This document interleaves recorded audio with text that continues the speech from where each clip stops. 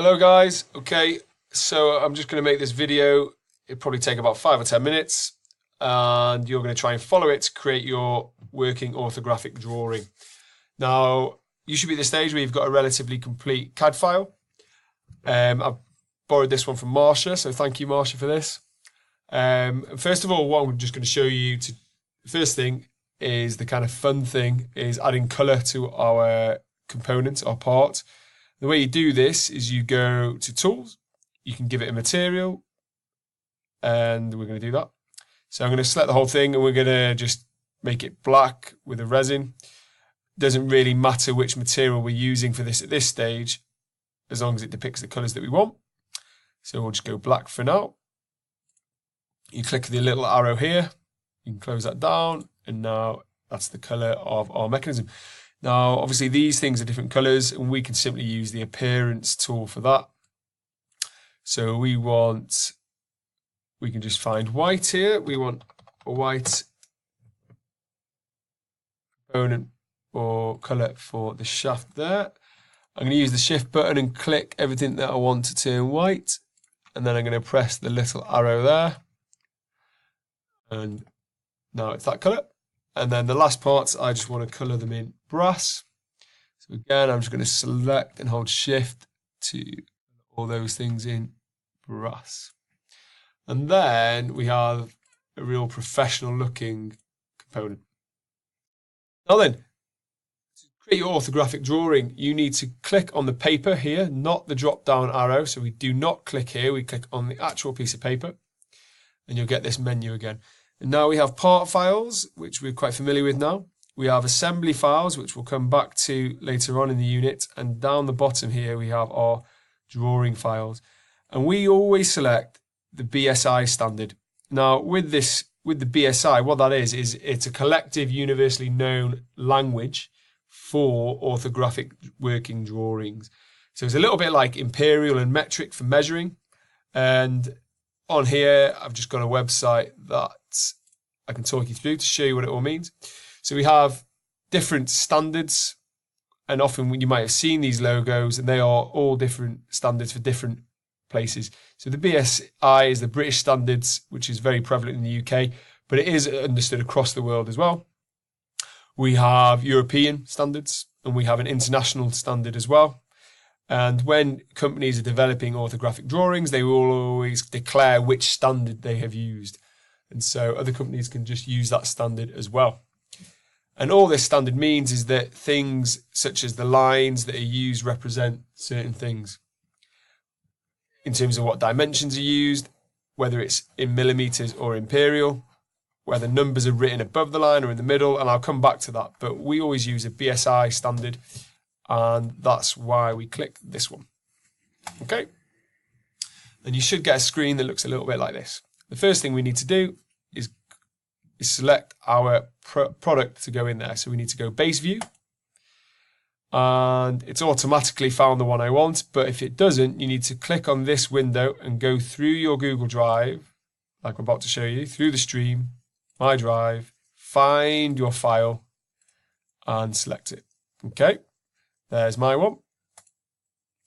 And it'll give you a little preview. Now, the way we organize this is really important. So just click something. It gives us a preview, but we want the view to be exactly right. Now, with the British BSI standard, we need to have it in what we call third angle. So, with an orthographic view, there are two main types of viewing angle. We have first angle, where we have the front view like this, and then the side view and the top view. And we have a third angle, where we have the front view at the bottom left, and then the top view and the side view. And this is the way we are going to be representing ours. So, I'm going to now make sure this is correctly aligned in a front view. Now, the way you'll have drawn it might be slightly different. So I'm just going to quickly flick this around and make sure that that is the correct front view. And I'm going to now drag that. In fact, I'm not going to do that first. I'm going to select OK. And the colour might disappear, but you don't need to worry about that. This all has to be without colour, so that's not a problem. And now, looking at this, I'm going to now project my side view and my front view. So now I'm going to click here, I'm going to project up to get my top view, and then here for my side view. And then I'm going to also put a view in the corner there in isometric just to show it what it looks like normally. Once I've clicked those, I'm going to right click and hit create, and it will create all those views for me.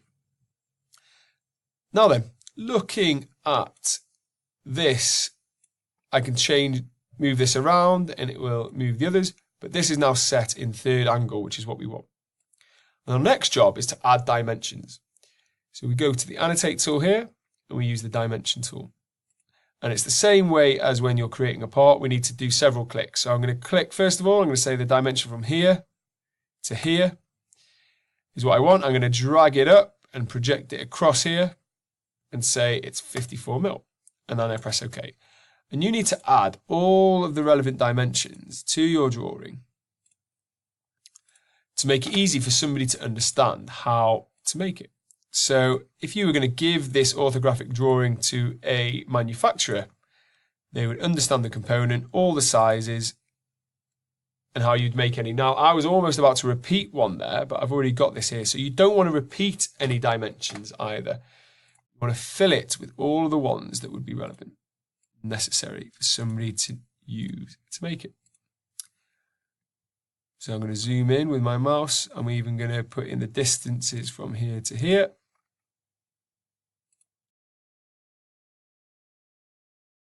All of those details. Now I'm purposefully putting some on this side and some on this side to make it easier to read, because if this was over on the other side, it'd be quite difficult to see. So you've got to also be a little tactful with that. I'm going to put in this one as well. Now for this part here, there's a lot of dimensions I could put in there, but they'll all get quite confused. So what you can do is put another place view, and we can do what we call a detailed view. So we're going to click that. We are then going to select this view, and then I'm going to use this icon, and with 2 clicks I'm going to zoom in. So 1 to create the center, 2 to zoom out, and I'm going to capture that part like that. And then I'm going to drag it over here, and you can see it's enlarged, and I'm going to click right there. So now I've got a detailed view of this section, and I can add more dimensions to that now to show all of those sizes.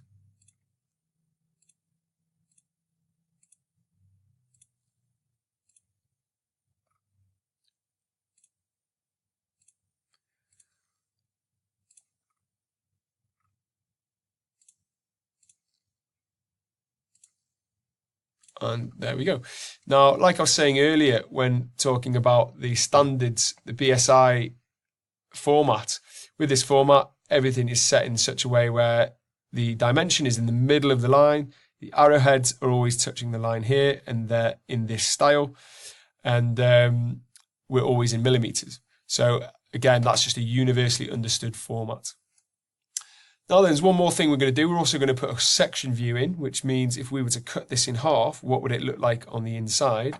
So I'm going to go back to place views. I'm going to put a section view. I'm then going to click this drawing. I'm then going to draw a line down the middle with 2 clicks. 1, 2. Then I'm going to go right click and create, or continue, sorry. Then that's created another view. I'm going to drag it across and click one more time, and there is my cross-section view. And another thing with the British Standard is anything that's thatched is solid material. Anything that's hollow, everybody understands that as hollow. Okay? So there's another one of the formatting rules of the BSI standard for you there. And then what I want to do, all this must stay colour-free to make it really easy to see everything. But this one, we can add our colour to. So if we go back to this view and we right click and say edit view, we can click this button here and OK, and we've got our solid coloured view there. What you can also do is change the scale slightly if you want to. That's 1:1. If we wanted to, we could go 4:3 to make it a little bigger and have it on our page like that. And then you've got your really professional looking working drawing of your mechanism. Okay, thank you very much. I hope that helps. Take your time. Please go through step by step. Don't try and do all at once. And if you've got any issues, please come and see me. Thank you.